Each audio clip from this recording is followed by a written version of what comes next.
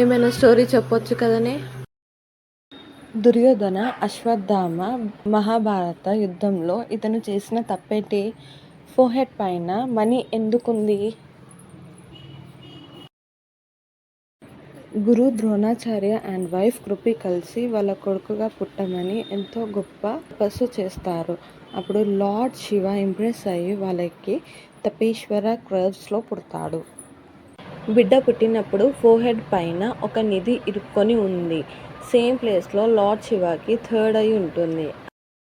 ఆ బిడ్డ ఏడుపు గుర్రంలాగా వినిపిస్తుంది. అందుకే అశ్వత్థామ అని పేరు పెడతారు. అశ్వ అంటే హార్స్. ఇతను లార్డ్ శివ అవతారం అండ్ 8 చిరంజీవిలో ఒకరు. ఫోర్హెడ్ పై ఉన్న మణి హ్యూమన్స్ తప్ప మిగతా అన్ని జీవుల కన్నా శక్తి కంటే ఎక్కువ ఇస్తుంది. ఆకలి, ధనం అండ్ అలసిపోవడం నుండి ప్రొటెక్ట్ చేస్తుంది. ఇప్పుడు అయన్నొద్దు, పాయింట్కి రా.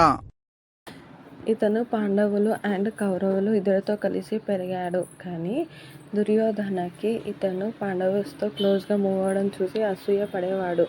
ఇతనికి పవర్స్ ఉన్నాయి కాబట్టి అందుకే కౌరవుస్ దగ్గర ఎక్కువ ఉండేలా చేశాడు. అండ్ పాండవులు 13 సంవత్సరాల వనవాసానికి వెళ్ళడం కూడా బాగా ఇంపాక్ట్ అయ్యింది. కౌరవులు అండ్ ఇతను బాగా దగ్గరయ్యాడు. మహాభారత యుద్ధంలో అశ్వత్థామ కౌరవుల సైడ్ ఫైట్ చేశారు.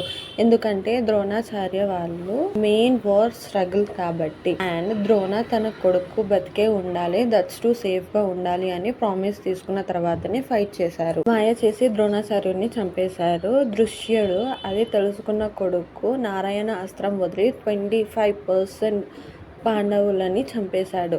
లార్డ్ కృష్ణకి అంత తెలుసు కాబట్టి ఎలా తగ్గించాలో కూడా తెలుసు. బికాజ్ ఆయనే లార్డ్ కృష్ణ కాబట్టి. నారాయణ అస్త్రం చేతిలో ఆయుధం లేని వారిని ఏం చేయొద్దు అని చెప్పి మరీ దాడి చేస్తాడు. 21,870 రథాలు, 21,870 ఎలిఫెంట్స్, 65,610 హార్స్ అండ్ 1,09,350 మనుషులని చంపేస్తాడు ఓన్లీ విత్ నారాయణ అస్త్రం. భీముడితో ఫైనల్ బ్యాటింగ్కి వెళ్లే ముందు అశ్వత్థామని ఆర్మీ కమాండర్ చేస్తుంటాడు దుర్యోధన. తన తొడల మీద కొట్టి లెగ్ విరిచేసి వదిలేయండి, అతడు చనిపోతాడు.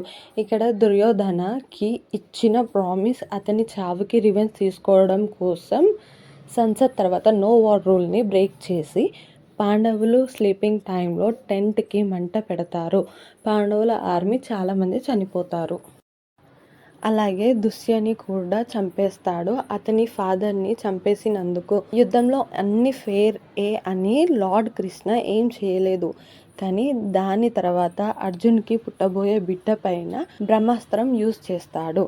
లార్డ్ కృష్ణ చైల్డ్ని సేవ్ చేసి అశ్వత్థామ నుదిటి పైన ఉన్న మణిని లాగేసుకుంటాడు. నీకు ఇంకా మరణం అనేది ఉండదు, అలాగే బాధపడుతూ బ్రతుకు అని శాపిస్తాడు. కానీ కలియుగంలో మళ్ళీ వచ్చి కల్కికి హెల్ప్ చేస్తాడు. ఇదే కల్కి పురాణంలో కూడా ఉంది.